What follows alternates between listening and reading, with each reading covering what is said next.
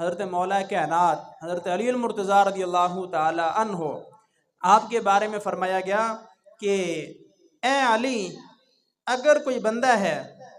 وہ بڑا حج و عمرہ کرتا ہے اور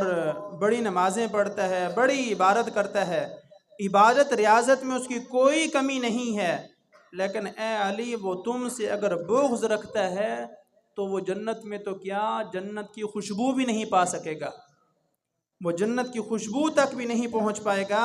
اور وہ جنت میں داخل جو ہے وہ نہیں ہوگا۔ تو اس وجہ سے جس طرح اہل سنت تمام صحابہ کا ادب کرتے ہیں، اسی طرح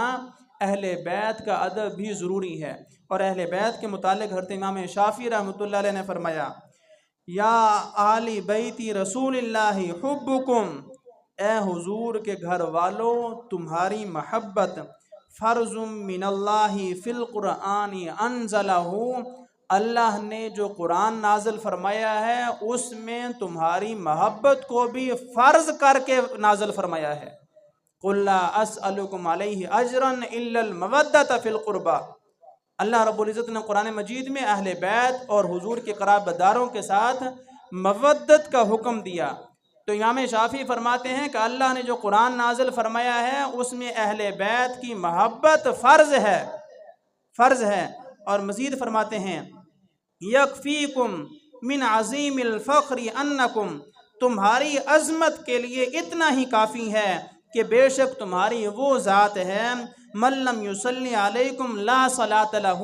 کہ جو نماز میں تم پر درود نہ بھیجے اس کی نماز ہی نہیں ہوتی، اس کی نماز ہی نہیں ہوتی۔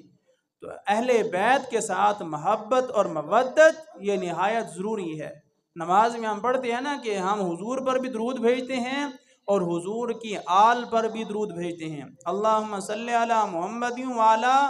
آل محمد۔ تو جب تک حضور پر درود نہیں بھیجیں گے، حضور کی اولاد پر آل پر درود نہیں بھیجیں گے، آپ کی نماز مکمل نہیں ہوگی۔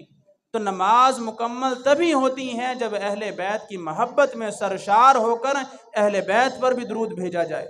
اہل بیت پر درود بھیجنا